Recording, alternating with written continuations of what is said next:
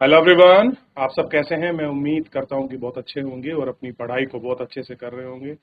मैं Akash Kumar Bhadana ICT virtual classroom में आपका बहुत बहुत स्वागत करता हूं मेरे प्यारे बच्चों। जैसे आपको पता है मेरे प्यारे बच्चों, बेसिकली हमारी आपका जो है 11वीं क्लास है और हम लोग 11वीं क्लास में ज्योग्राफी हम लोग आपका देख रहे हैं। बहुत ही महत्वपूर्ण टॉपिक चल रहा है और महासागरीय जल का संचलन, यानी कि जो महासागर का जल है उसमें जो आपकी गति होती है ऊर्ध्वाधर और क्षैतिज गति, उन दोनों का हम लोग देखें।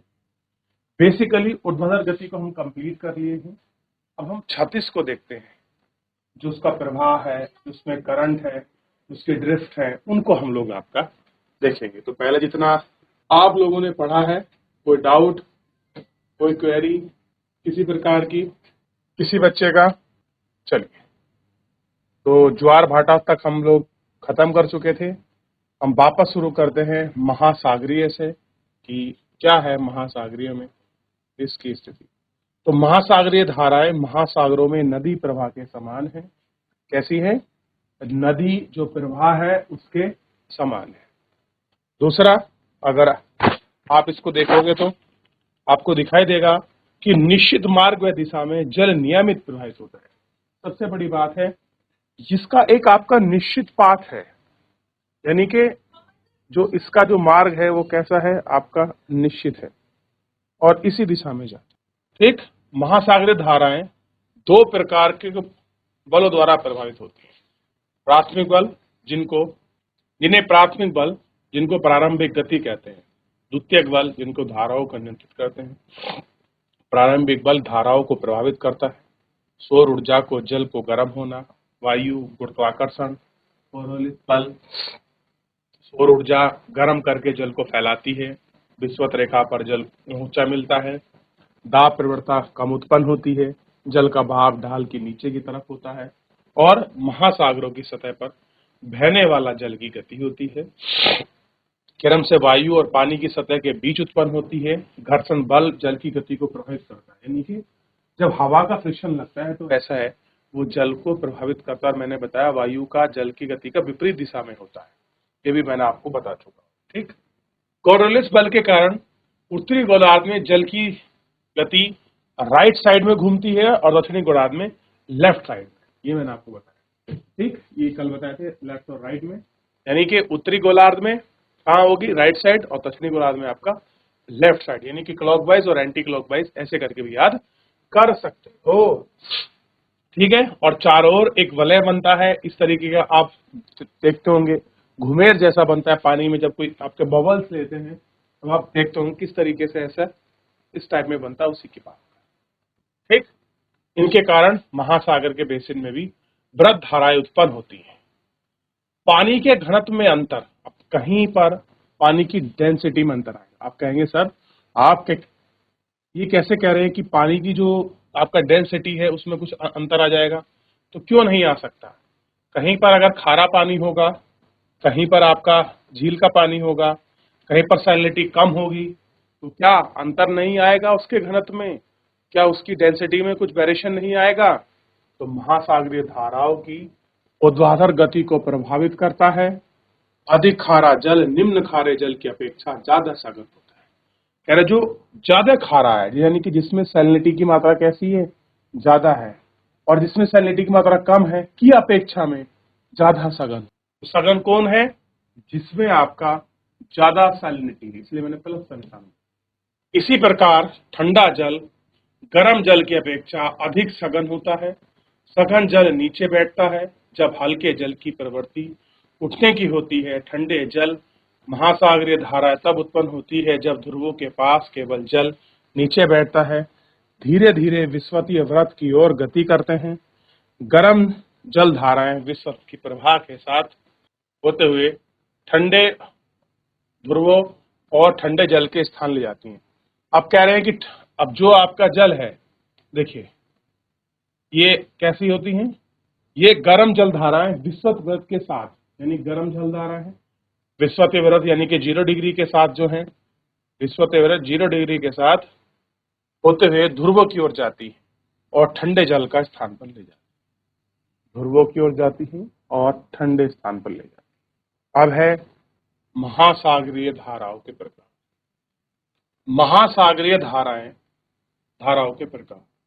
महासागरीय धाराओं को उनकी गहराई के आधार पर ऊपरी जलीय सतह व गहरी जलीय सतह में वर्गीकृत किया जाता है।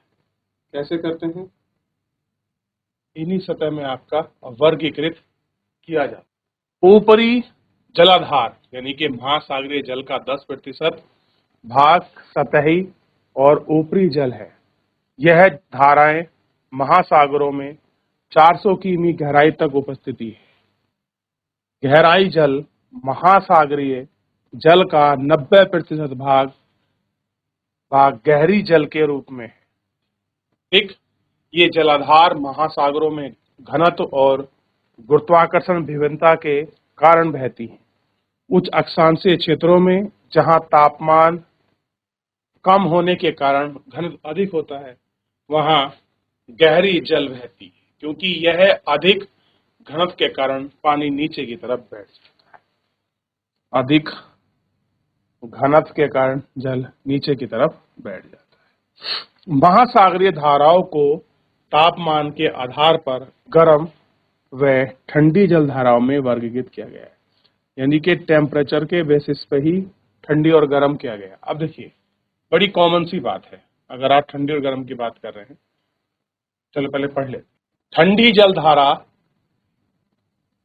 गर्म जल, ठंडी जल धारा ठंडा जल गर्म जल के क्षेत्र में लाती है। यानी कि कोई ड्रिफ्ट है। ड्रिफ्ट कैसी होती है?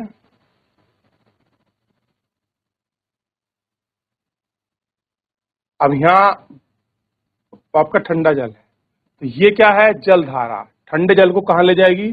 गर्म जल के क्षेत्रों में ले जाती है। ठीक, यानी कि कैसे? जो आपकी ठंडी जल धारा ध्रुवों से बह रही होगी, पोलर एरिया की साइड से बह रही होगी, वो इक्वेटर की तरफ ले जाएगी।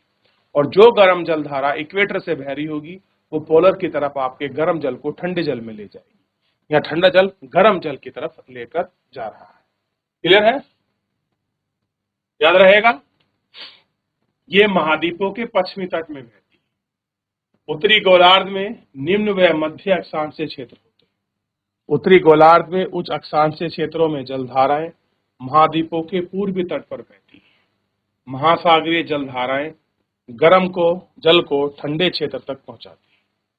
कैसे करती हैं? गर्म जल को ठंडे जल क्षेत्रों में पहुंचाती है और प्रायः महाद्वीपों के पूर्वी तटों में बहती हैं। दोनों गोलार्ध में निम्न व मध्य अक्षांश में, उत्तरी गोलार्ध में ये जलधाराएं उच्च अक्षांशीय क्षेत्रों में महाद्वीप के पश्चिम में बहती। कैसे बहती हैं? महाद्वीप के पश्चिमों में।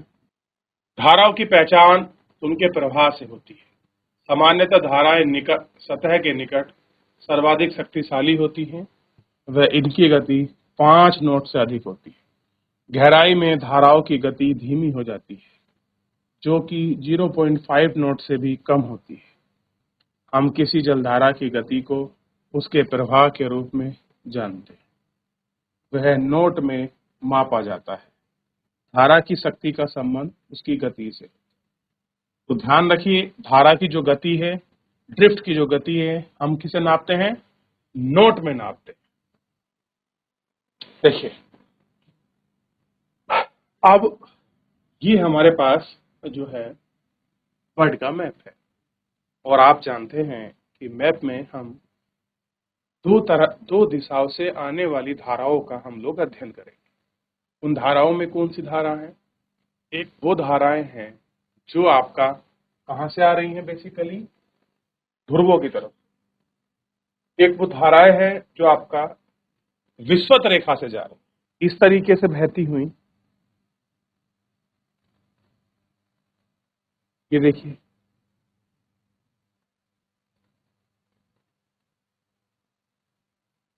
अब ये धारा ऐसे मुड़ जाती, ठीक, कुछ धाराएं ऐसे घूम जाती हैं, यहां वापस टकराकर कुछ ऊपर की तरफ, और इसमें से एक पार्ट टूटकर वापस नीचे की तरफ आ जाती है। और इस तरीके से ये घूमती रहती है। एक ये ऐसे निकल जाती है ऊपर। एक ठंडी धारा ऊपर से नीचे आती है। ऐसे ही जो हवा यहाँ बहती है वो इस तरीके से ठंडे से नीचे, नीचे से ऊपर जाती है। ठीक, यानी कि ध्यान रखिए दो प्रकार की जलधाराएं हैं। एक वो जो आपका ध्रुवीय मतलब जो आपका विषुवत रेखा से जो है ध्रुवों की तरफ चलती है। ये कहाँ की तरफ चल रही हैं? ध्रुवों की तरफ। और एक वो है जो आपका, ध्यान दीजिए, ध्रुवों से आपका कहाँ की तरफ चलती हैं? आपका ध्यान देंगे इक्वेटर की तरफ आपकी बढ़ती है। तो दो ही प्रकार की जलधाराएं हैं, जो आपका एक ठंडी एक गर्म। और आप जानते हैं अगर कोई जलधारा ध्रुव क्षेत्र से आ रही है तो वो ठंडी होगी, और अगर कोई जीरो से इक्वेटर से आ रही है विषुवतीय वृत्त से तो वो गर्म होगी। ठीक, ये हमको देखने की और बात करने की जरूरत है। ठीक, इसको हमें देखना है।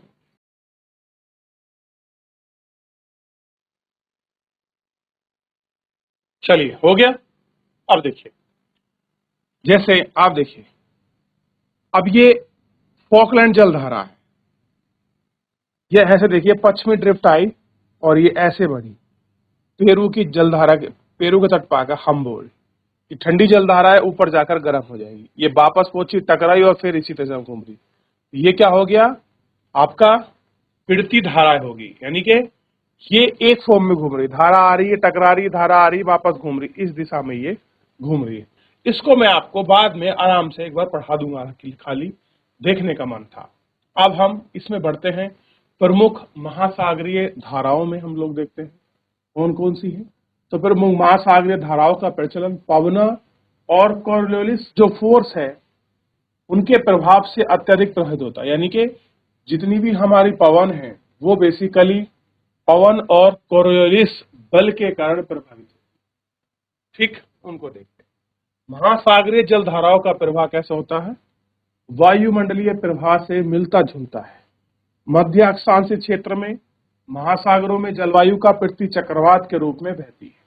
कैसे बहती है? पृथ्वी चक्रवात। महाद्वीपीय जब जलधारा आती है, वायु प्रवाह में आपस में मिलती है और मिलने से मध्य अक्षांश में प्रचलित रूप में बहती है, तो दक्षिणी गोलार्ध में यह प्रवाह उत्तरी गोलार्ध की अपेक्षा अधिक स्पष्ट।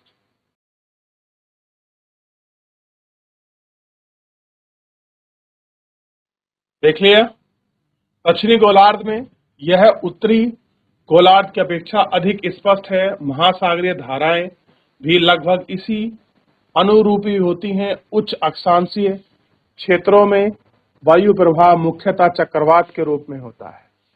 महासागरीय धारा भी इसी अनुक्रम में करती हैं। मानसून प्रधान क्षेत्र में मानसून पवनों का प्रवाह जल धाराओं की दिशा को प्रभावित करता है।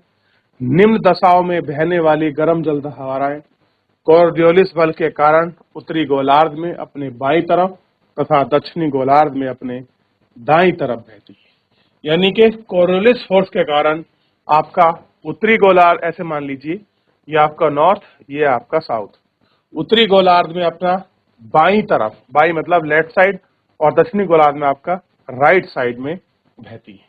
इस तरीके से आप याद कर सकते हो। देखिए होता क्या है, ये है आपका पृथ्वी 0 डिग्री पर बल उत्पन्न होता है। तो बल उत्पन्न होने के बाद अब हम ऐसे खड़े हैं तो हवा इस दिशा में और ये इस दिशा में, बस ऐसे चलती हैं। एस बना लीजिए और ऐसा लगभग ये एस जैसा दिख जाएगा, और आप देख सकते हैं ये लेफ्ट साइड है और ये आपकी राइट साइड है अगर मैं ऐसे खड़ा हूं। बस ये आपको ध्यान रखना है, ये बड़ा इंपॉर्टेंट है कि आपका दक्षिणी गोलार्ध में, सॉरी उत्तरी गोलार्ध में आपको कौन सा, लेफ्ट साइड, और आपका दक्षिणी गोलार्ध में राइट।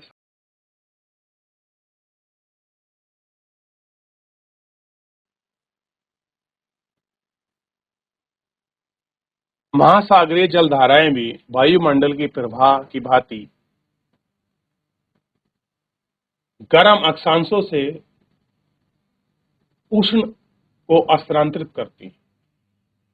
गर्म से कहां की कर दी? उष्ण की तरफ, कह रहे ऊष्मा को स्थानांतरित करती।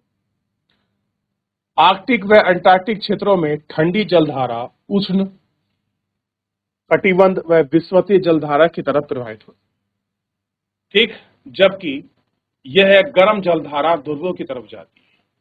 कह रहे हैं जो गर्म जलधारा है यह आपका ध्रुवों की तरफ जाती है। विभिन्न महासागरों की प्रमुख जलधाराओं का मानचित्र 13.33 में आपका दर्शाया गया है। कहाँ है? उधर आपका दर्शाया गया।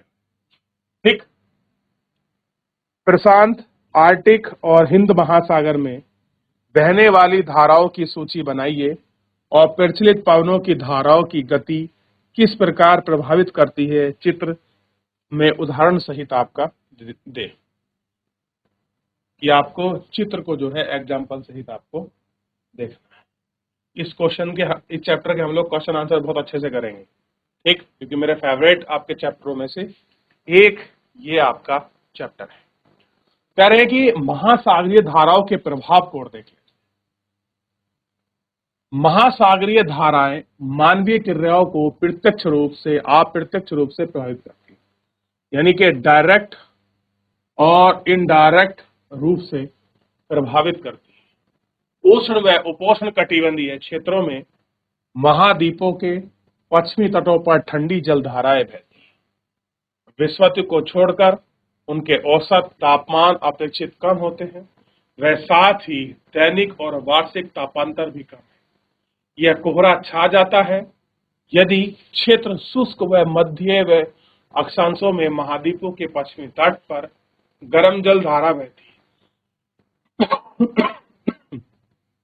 जिसके कारण वह एक अलग अंगूठी जलवायु पाई जाती है। एक अनूठी मतलब एक अलग टाइप में ही जलवायु पाई जाती है। इन क्षेत्रों में ग्रीष्म ऋतु अपेक्षित कम गर्म और शीत अपेक्षित मृदुल होती है।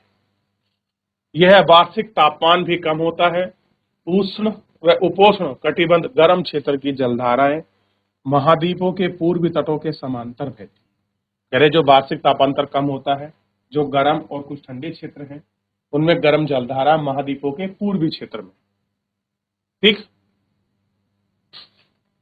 तो गर्म जलधाराएं कहाँ है आपका? पूर्व में। ठीक, पूर्वीय तटों पर। ठीक, यही कारण है कि जल गर्म व आर्द्र होती है। ये उपोष्ण कटिबंध के पृथ्वी चक्रवात के पश्चिमी किनारों पर स्थित है, जहां गर्म व भाप की ठंडी जलधाराएं मिलती हैं। ऑक्सीजन की आपूर्ति प्लैंकटन की बढ़ोतरी में सहायक होती है और मछलियों का जो आपका प्रमुख भोजन है आपका, ठीक, सागर के प्रमुख मत्स्य क्षेत्रों पर इसी में गर्म और ठंडी जलवायु मिलती है। कहने का मतलब कह रहा है आपका अक्सर होता क्या है, मान लीजिए ये कोई आपका पूर्वी तट है, तो जो ये आपका पूर्वी तट होगा इस पर क्या मिलेगी? गर्म जलधारा मिलेगी। आप देखिए ये आ रही गर्म जलधारा, इधर से आ रही है ठंडी जलधारा। जब ये दोनों मिलेंगी यानी कि गर्म जलधारा और ठंडी जलधारा, तो यहाँ का टेम्परेचर कैसा हो जाएगा? वार्म हो जाएगा, यानी कि ना ठंडा ना गर्म। ठंडा ना गर्म होने के बाद ये इसका इफेक्ट समुद्र की गहराई तक में जाता है। तो यह प्लैंकटन नामक एक बहुत मलमली सी घास उत्पन्न होती है समुद्र के अंदर, और वो कैसी होती है? आदर्श टेम्परेचर पर, ना ठंडे जल में ना गर्म जल में, जो वार्म जल होता है उसमें उत्पन्न होती है। और वो मछलियों का प्रिय आहार है, उनका भोजन है। और मछलियां जब वो उत्पन्न होती है तो मछलियां उसको खाने के लिए दूर दूर से आती हैं और वो वहीं रहती हैं। और आपने देखा होगा ऐसे में ही आपका प्रवाल भी अधिक आपको देखने के लिए मिलते हैं।